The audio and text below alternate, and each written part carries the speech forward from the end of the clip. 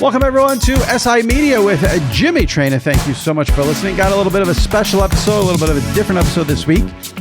We are taping on Tuesday, which is obviously Election Day. This will come out on Thursday, so we're taping this before we know anything that happens. And we're not going to get into politics. We're not going to get into the election, but I have Mad Dog on for the full episode, and Licata, who usually joins me for Traina Thoughts, he's going to sort of co-host with me. It's going to be me, Mad Dog, and Licata for the full podcast. And fun, light stuff. Get into Dog's betting, Dog becoming known for his gummies. Chris Russo gets into what happened with Hight Heat that has been canceled by MLB Network. NFL schedule stuff. A lot of topics. No politics, no election with Chris Mad Dog Russo, the Radio Hall of Famer, and my buddy from WFAN Radio and SNY TV in New York, Licata. Before we get to it, just quick reminder, if you missed any recent episodes of SI Media with Jimmy Traina, go into the archives. Give those episodes a listen. Some great guests recently. Joe Buck, the voice of Monday Night Football on ESPN, was on last week. James Brown, the host of CBS's NFL Today, was on the podcast 2 weeks ago. Paul Feinbaum from ESPN, another recent guest right here on SI Media with Jimmy Traina. So if you missed any of those, go into the archives, give them a listen, and make sure you subscribe to SI Media with Jimmy Traina. All right, let's get to it. The Radio Hall of Famer from SiriusXM and from First Take on ESPN, Chris Mad Dog Russo, full interview right here, right now on SI Media with Jimmy Traina. All right, joining me now, like I said, we're doing things a little different this week since it's, an election week. We don't know what's going on. So we're taping this on Tuesday. It's going to come out on Thursday. We're not discussing politics. We're not discussing the election. And instead of a train of thoughts with Sal's joining me now because Sal is connected to my guest this week because he used to work for him, and we'll get into that. And he is someone everybody loves when he comes on this podcast, the Radio Hall of Famer, Christopher Mad Dog Russo. Jimmy, a pleasure. And Sal, $875 in cash. Let's go. Is that the number still? That's the no number. interest. Is that what Sal owes you? Yeah, from a long time ago. Yes, I like the do we know what the game was or what the loss was? It was it may have been some baseball over-unders, one of those runs, hits, errors thing. But, Sal doesn't do a lot of money per bet. So it must have accumulated, and Sal's a lousy bettor. So you're talking about a guy who kept on adding, and I subtracted a lot because, remember, he babysat for my kids one day on Mother's Day. He and I went up to what's the name of the lake? I forget the lake. Yeah, but it was some park, some amusement park. Yeah, it was a park. And we went up right near ESPN, that Lake Compound. That's it. Ah, yes. And we went up there, and I took off some of his money from the fact that he owed us all that money. But anyway. Nice to be with us, Sal. How you doing? Okay, pal? Yes, doggy. Great to see you. I have a bunch of topics I want to get to, but let me start with this because I've gotten a ton of this in the last week. So I want to give you the floor. A lot of people want to know what happened with Hight Heat, why it's no longer on the air. Give me the situation there. Well, I mean, there's a couple things. Number one, I was even debating whether I would do it this last year. And, the media landscape has changed an awful lot from where I first started doing this 11 years as far as cable access and all those things. The media business, how tricky it is right now as far as companies trying to save money left and right. MLB is no different there. Probably from a bang of their buck with ratings, putting me in at 11 a.m. for the money they pay. They may not think they're getting enough value for that based on ratings. They can put on a lot of day games as it is. They can extend the morning show that they have with Russo and Lauren Shahadi and Robert Flores. So, I'm replaceable, to make a long story short. Now, listen, 11 years is a long time. I feel more bad for Alana than I do for myself because Alana, this is an important piece of income for Alana, and she loves doing it. I love doing it too. I have other things that I can do to occupy my time. Alana doesn't have as much. So I do feel a little bit more, and not just Alana, producers as well. But I don't want to sit there and say that, let's not pretend that I somehow had a show pulled out from under me. Wow, how dare they? I've been done such a great job. Because I was contemplating when I've been on with you. How many times I've been on with you saying, you know what, maybe it's time. I have three jobs. I'm 65, kids all over America. Right. Maybe take a little blow. And this was an opportunity to take that little blow. Right.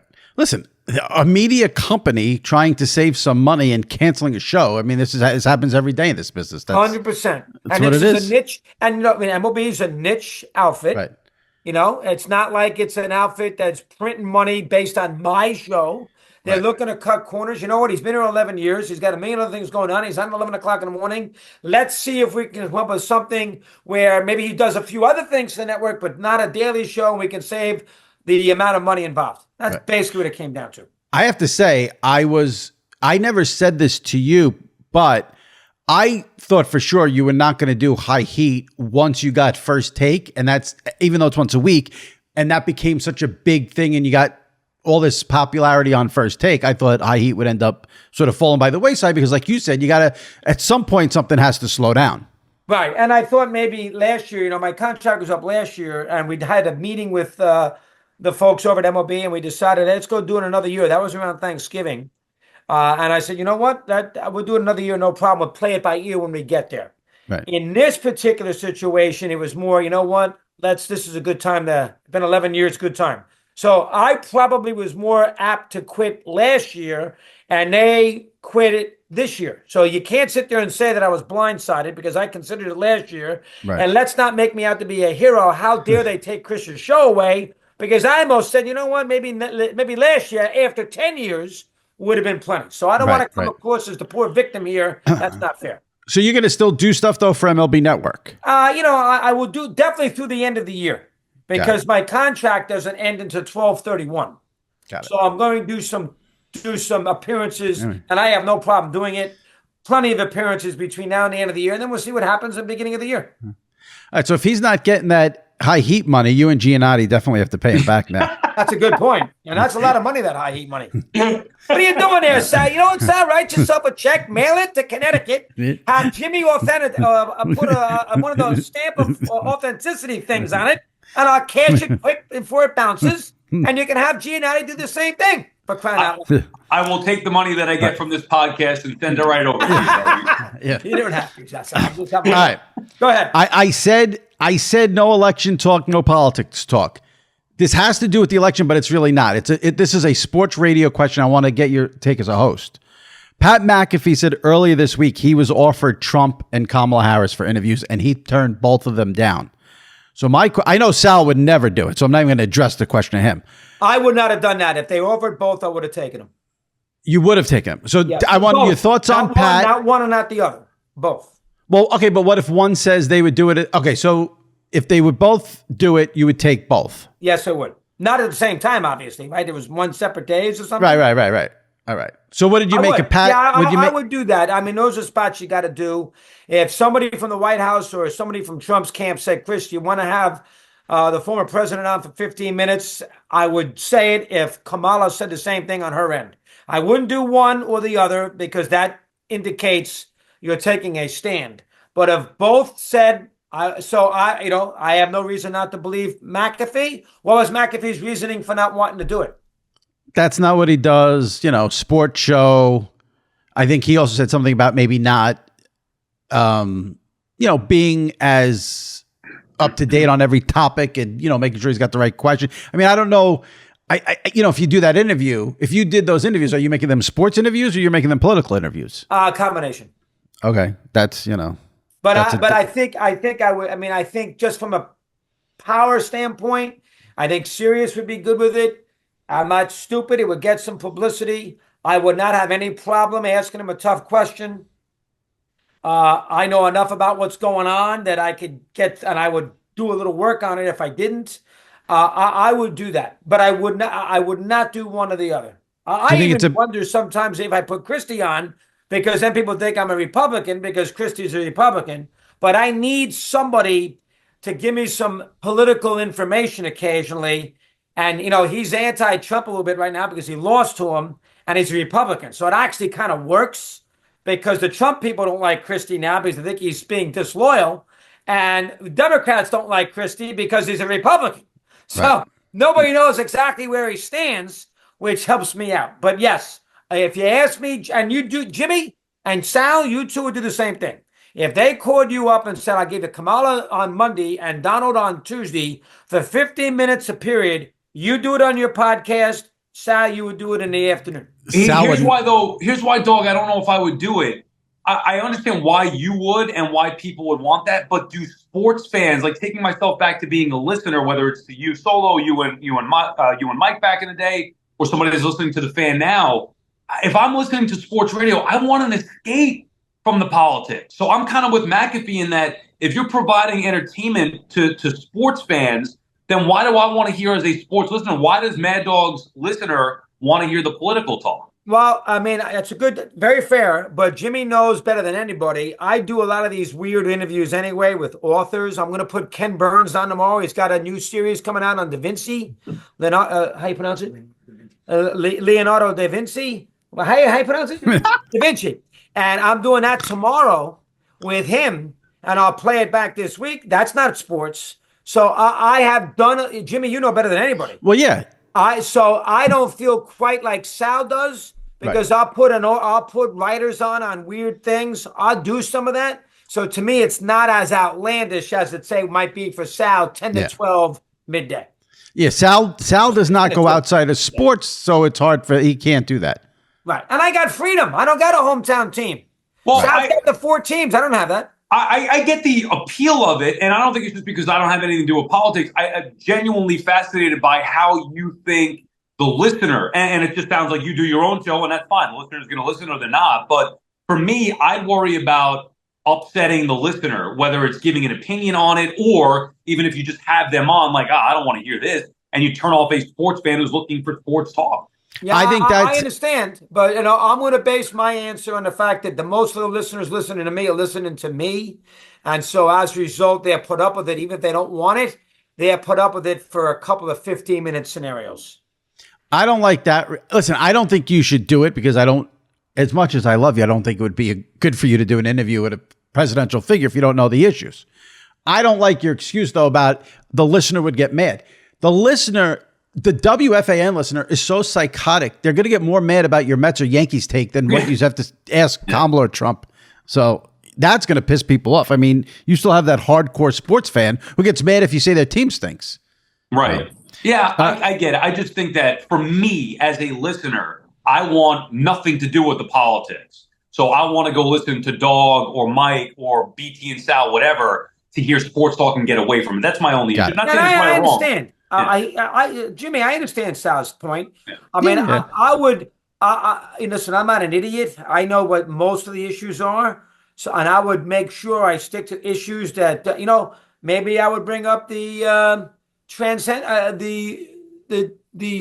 men playing women's sports or something. Maybe I do that from a sports perspective and get both their opinions on it. And I could do something like I would try to put a sports element into it. But I won't have any problem doing it now. It's never going to happen anyway. This is hypothetical. They're not asking. Right. Well, I wanted really your take on McAfee turning it down as a radio host. What do you think? You think you should have done it? I think if he didn't want to do it, he shouldn't do it.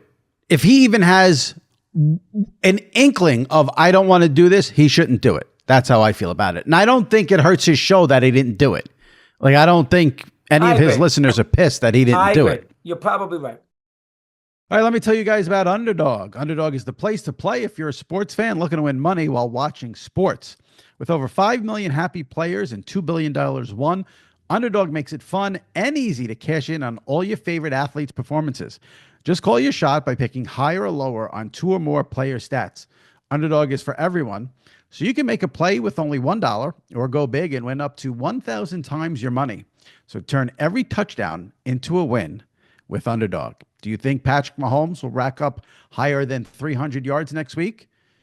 That Mahomes will get lower than 300 yards next week? Cook up some entries for Shot to Win, real cash prizes, all NFL season long. Underdog also offers you vulture protection. Yes, that's right. If you select a designated running back to score a touchdown in your pick'em entry and that running back gets vultured, Underdog will rescue your entry. Also, there's tons of promos Underdog is offering. Underdog is the best place to play pick'em, so sign up and deposit now using the code Sports Illustrated to get up to $1,000 in bonus cash instantly. Underdog's offering profit boost, discounts, and free picks as well.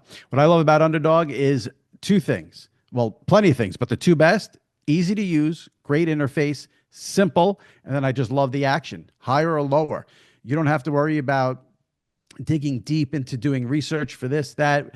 It's higher or lower on stats. Patrick Mahomes passing yards, Christian McCaffrey rushing yards, Justin Jefferson receiving yards. Higher or lower. That's it. Fun and simple. And then, of course, great bonuses from Underdog. Download the app today and use the code Sports Illustrated to get up to $1,000 in bonus cash instantly. Again, download the app today. Use the code Sports Illustrated to get up to $1,000 in bonus cash instantly.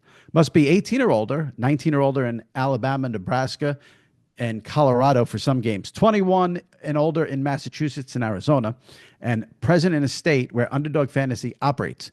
Terms apply. Void in Colorado. Concerned with your play? Call 1-800-GAMBLER or visit www.ncpgambling.org. In Arizona, you can call 1-800-NEXT-STEP or text NEXT STEP to 53342. In New York, call the 24/7 Hope line at 1-877-8-HOPE-NY or text HOPE-NY 467-369.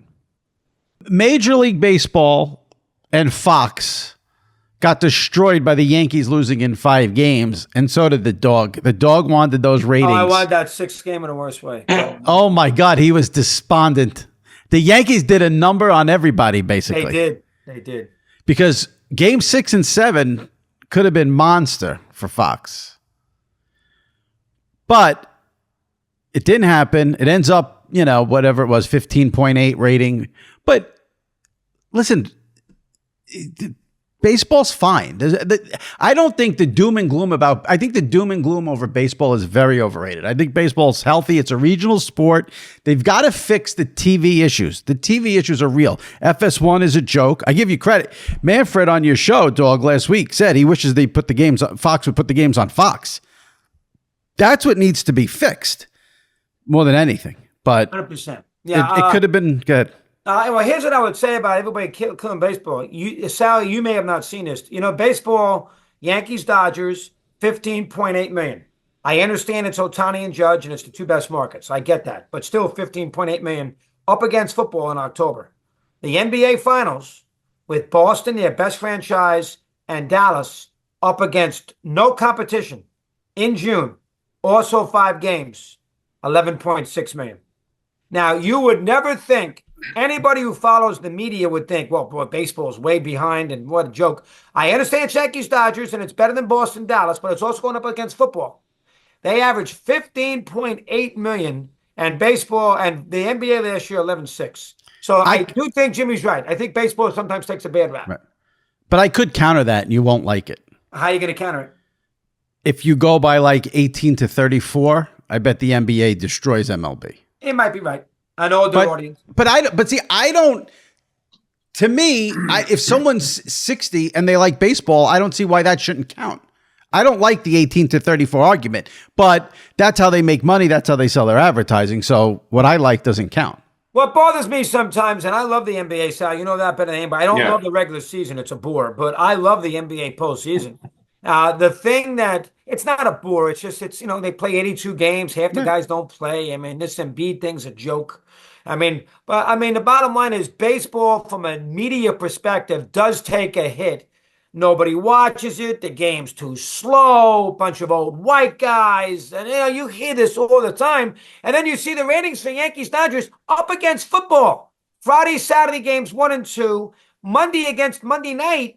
And they get 15 on Fox, which is not as big as ABC, and they get 15.8 million. And Boston, Dallas in June with nothing on opposing it gets 11.6. I think that sometimes people don't realize that baseball does, as Jimmy said, baseball does better than people realize. My only issue, and I love baseball more than I do the NBA, but my only issue is that baseball is such a regional sport. So it's not that people don't like the game or fans aren't watching it.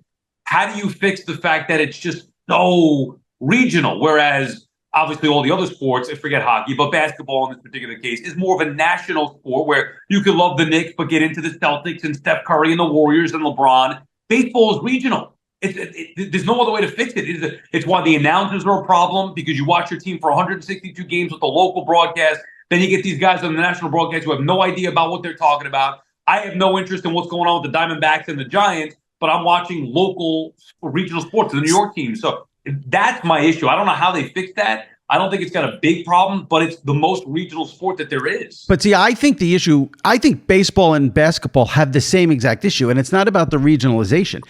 NBA and MLB have the same issue, and that is every team makes the playoffs now, so the regular season is meaningless, whether it's 162 games or 82 games.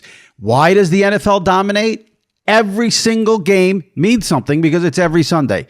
But you have games every night in the NBA and MLB, and with everyone making the playoffs, there is so much less juice in the regular season. They both have the same problem, I think. Yeah, I think the NBA a little worse because half their league makes it, and in baseball it's 12 out of 30.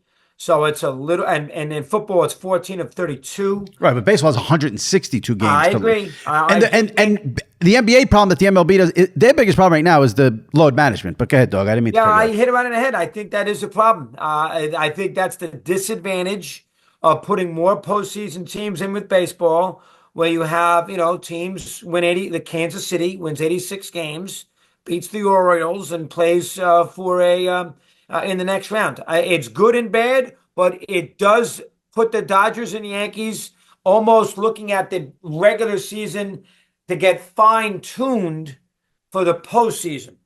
And the NFL doesn't have to worry about that because, as Jimmy just said, salary game is significant.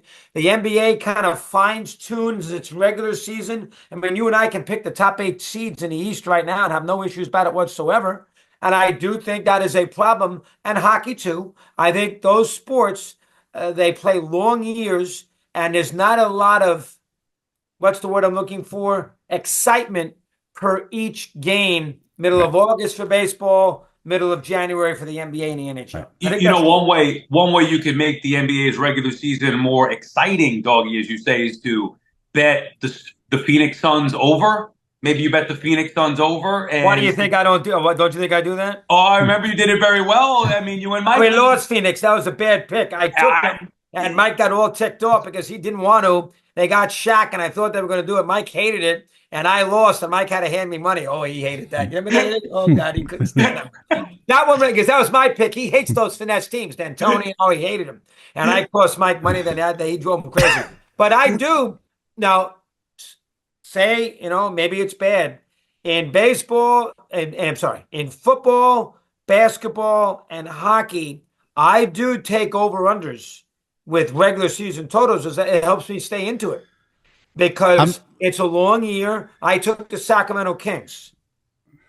Why? Like the fun team, root for them, DeAndre Fox, and it makes me concentrate on the Kings season.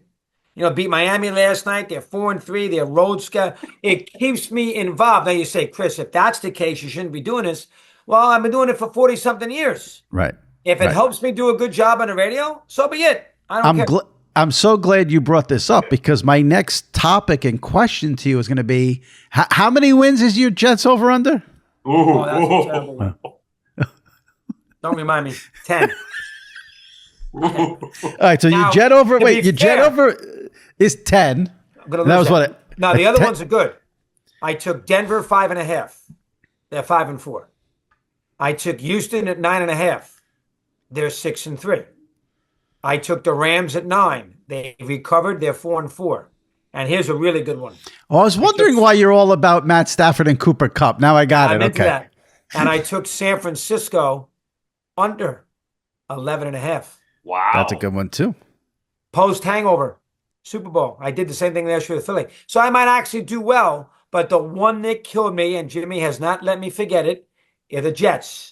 Because I thought they were due to have a good year, and obviously at 3-6, that's not the case. You do the same amount every bet, Dog? Yes. Okay. Oh, I thought you had more on the Jets. I thought you had more on the Jets. No, same amount each one. Okay. And the Jet over-under is 10 wins? 10. Yeah, you could have got it at 9.5, but the VIG was bad. I grabbed it at 10 where there's no VIG, essentially. The schedule is still very easy, though. Yeah, they're not going to go 7-1, no. Probably they got to beat Arizona this week to even Absolutely right. And then it softens up a little bit. But Arizona's tough. They can run the football. Jets. No, Arizona's be a hard game, Sal. This is a hard freaking game. Arizona's played well. Give them credit. They've done a good job. Arizona. I knew It is not Mike's fault, but I knew the Jets 9.5 was in trouble. Mike invited me to play golf over the summer, and we were talking about the futures, and he loved. Like me. Yes, yes. And once I found out you guys weren't alone, everybody, even with that dope head coach Robert Saleh, with the Jets proving nothing, I was like, this is too. It can't be this way that everybody's picking the 9.5 to over. You guys all. You know what? Everybody slept on the fact that Rodgers is 40 years old, coming off an Achilles, and that in his last year in Green Bay, he was just okay. That's a good point.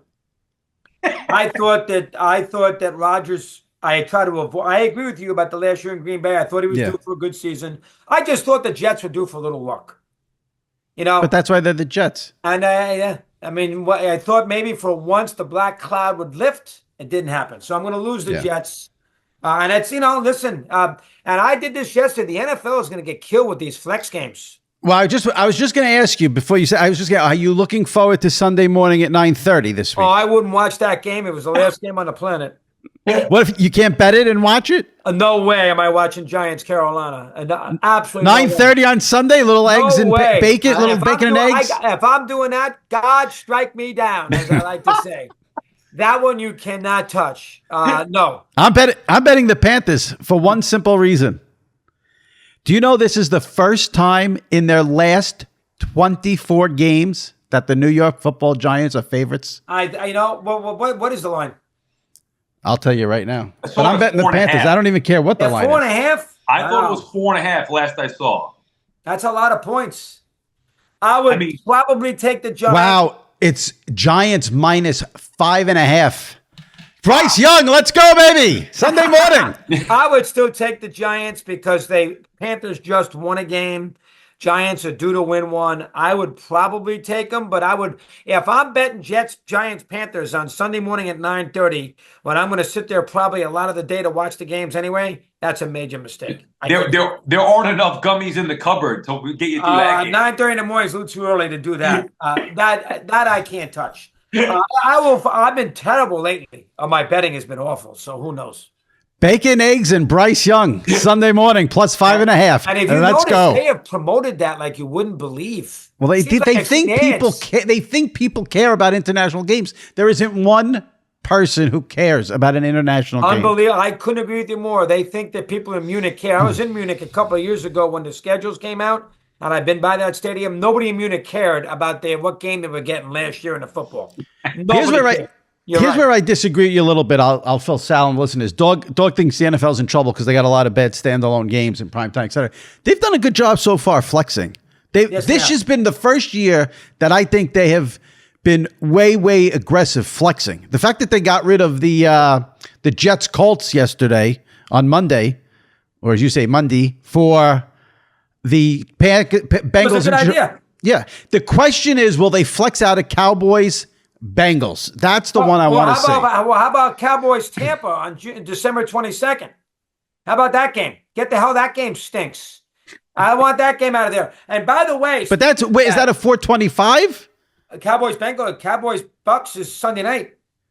Oh, I thought the last one. Okay, Sunday night, December 22nd. Yeah, they got to get it out. They won't. Did you see CBS's schedule for Week 12, Jimmy? No, I did not, but I'll check it right now. I'm going to tell you right now. Sal. Okay, go ahead. This is the CBS schedule for Week 12. This is November 21st. Okay. The games that CBS has: Kansas City at Carolina, Pig, Tennessee at Houston, ooh, not good. New England at Miami, not good. Tampa and the Giants. The Giants are so bad to watch. And Denver at Vegas. Vegas is not. Vegas, the Giants, the Titans, the Panthers. Those are probably the four most unwatchable teams in the league. They're going to have to send Nance and Romo to Carolina for the Chiefs. That is as bad as it gets. That's an awful Sunday. I mean, I tell you, if you were running CBS and you get that garbage on Sunday, they're going to have to do something about that. They got a good Sunday night game, and they got a good Monday night game, but the games for CBS that day, there's too many mouths to feed with Sunday night, Sunday afternoon, CBS, Amazon, Monday night, there's so many mouths to feed that if you have a lot of bad teams, and this year there's a lot of bad teams, you get yourself in trouble. But you're just focusing on CBS there. It's actually not a terrible week from this standpoint. Niners, Packers at 4:25 is good. Eagles, Rams at 8:20 is good. Ravens, Chargers on Monday night is pretty good. Your 1 o'clock that day is a complete debacle because the Cowboys play you have Vikings, Bears. That's the best 1 o'clock game that day. If you're CBS, Jimmy, that's a rotten schedule. Oh, it is. It is. There's and no look doubt. at these games they have in prime time. First off, the Giant-Dallas game on Thanksgiving. You revved up to watch that, the second game of the day? How about Cincinnati at Dallas on December 9th? That's the one that's got to go. Cleveland at Denver on a Monday night game. That's how a about pig. Pittsburgh at Cleveland? That's an atrocious game. How about Atlanta at Vegas, Sal, with your Falcons? Not a good game. How about on Monday, December 23rd, New Orleans at Green Bay? That's a terrible game. Yeah, but they're going to flex some of those games. So I wouldn't get all worked up about it yet. Tampa Dallas on Sunday night. Terrible game.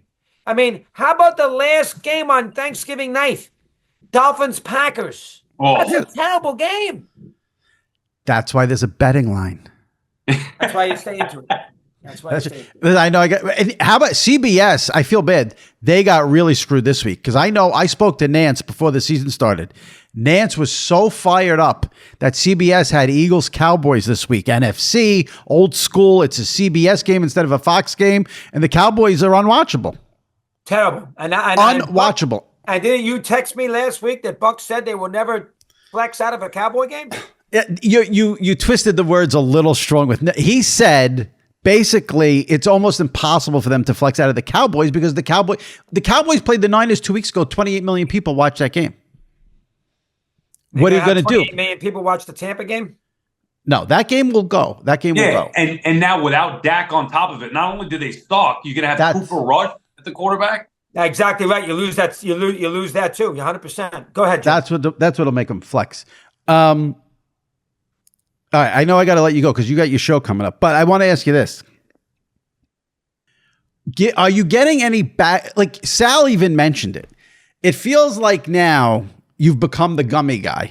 And then you go on First Take and you say you took a gummy before the show, which I need to know if that's accurate or not. No, it's not accurate. And I got in trouble for that because that's what I'm saying here. You need to be careful. Jessica Mendoza in the mix, and I shouldn't have done that. That was a mistake. Yeah, he said that before the show. Him and Jessica Mendoza did a gummy, Sal. No, he didn't say she did it. He said she saw it, I thought. That's what I thought. I may have said, I don't know if I said did it, but she was with me. You know, I indicated that she was in the mix. Yes. And that wasn't the right thing to do. So I'll take the hit for that. Did she get pissed off? She flew to Oregon right after. I have not heard from her. But ESPN did. Well, yeah. What are you going to do? You can't please everybody. You know what people have told me that's interesting now? A couple of my buddies, Chris, you're 65. You could care less. It's almost like it makes you edgier and makes you better because who cares? You don't care what anybody, if they don't like it, get rid of me. I don't care. I'm 65 years old. Well, I've had my life in radio. TV. Right, but listen, I'm just saying, no matter who you are, whatever you are, Chris Russo, Hall of Famer, how much money you make, whether you're selling, you can't say on a show that you did a gummy before the show on the Disney Network. Nobody's saying anything about that. They were upset about the whole thing with Mendoza. It wasn't about me. It was about bringing her into the equation. Right. But now you have officially become the gummy guy. Yeah, that's I know. what I probably got to lay lower than I've gotten too much. 100%. Dog, I'm assuming you didn't make it up. She wasn't back there watching you do it. Like he didn't do it. I didn't bring a gummy. I was kidding. I would not. I have to be a little more responsible than that. If they say, Chris, why don't you try it once and we can have fun with it, then I would do it. But I just can't go on there. I owe some responsibility to be, sane, normal, raring to go, and not being gummies though. I just happened to bring it up because it's a gag now. So that's why you can do it on Sirius. You can't do it on ESPN. I can definitely do it on Sirius. 100%. Yeah. All right. The last you guys doing Sal, you doing good? Yeah, not bad. You like the time shift 10 to 2? You're okay with that? And Turney and all those things? What's up, everyone? I'm still learning to do a two-man show. Yeah, as you know, it's different. Do you get along, Brandon? Yeah, we've been. Yes, I think it's different without getting along. It's more about like what I think the show should be doing, what he thinks. Like there's two strong, opinionated people who think the show should be going one way or this way or what we should lead with. Like that's the issue. Not that we don't like each other. We get along fine. Do you hang out with him off the air? Not a ton. No. You talk to him every night? No, we've been texting a little bit more. Well, was that something that you and Mike did early on? We didn't have the texting option when we were doing it. So how was the call? But you sat with each other for 5 hours a day. And we went to games together. We sat next to each other during games. That we're trying to do more of. Yes, going out to more games. We went to games together. Went to World Series games, Yankees games. We did all that together. Right, but do you think that that's something that could help you? Like, I think it helps you bond. Yeah, I think it helps. Since you brought that up, I'm going to ask you both this question. Because I got this question from a reader. I answered it today in my column. Reader said to me, if you could go to any game featuring any teams in any arena, what would you want it to be? And I said, I've already been to a World Series. I've seen the Yankees in the World Series in person at Yankee Stadium, the old Yankee Stadium, not the dump they're in now. So I eliminated that. I have zero interest in my life to ever go to a Super Bowl. I could not possibly care. Football's better on TV. So I said, if you ask me that question, I'd like courtside seats, Game 7, Lakers Knicks at Madison Square Garden. What would you guys pick for that question? I'll pick at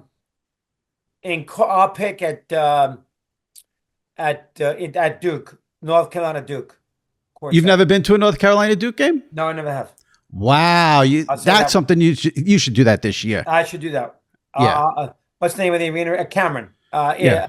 I've been into the arena, but I've never been for a game. If somebody you got to do that. Why don't you come to the North Carolina Duke game in February? I would go. Yeah, that's what I would do. You gotta. You know, one thing I never experienced, a wild college football scene, whether it's a SEC, the Big House, Notre Dame. As much as I have gotten away from watching and caring about college football, I still would like to experience something like that. I mean, just go out and party the night before, go bet the game, go nuts Saturday with hundreds of thousands of people. I've gone to Michigan would be the game. Yeah, there you go. Ohio State, Michigan. Yeah, I've gone to a Notre Dame game. It was tremendous. Yeah, it's a good experience. I've been to, I had my daughter there, so I went to a lot of Notre Dame games. Mike and I actually went in '93, Jimmy. If you remember, we went to that. That was a tremendous Florida State? No. We saw Knicks Pacers on a Friday night at Market Square, did the show inside the arena, Larry Brown, everybody else, 93. And then the next day we drove to South Bend with Frank Ramos and did Notre Dame, Florida State, in which Notre Dame won 31-23. Charlie Ward was the Florida State quarterback. And then Sunday we did Jets, Colts. Sunday night, Johnny Johnson had about 300 yards rushing, and we flew home with the Jets on a team plane. That was wow.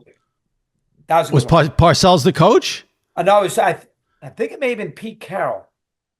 Did you guys want to kill each other? It could have been Coslett. It was one or the other. I'd have to go look at '93 who the coach was.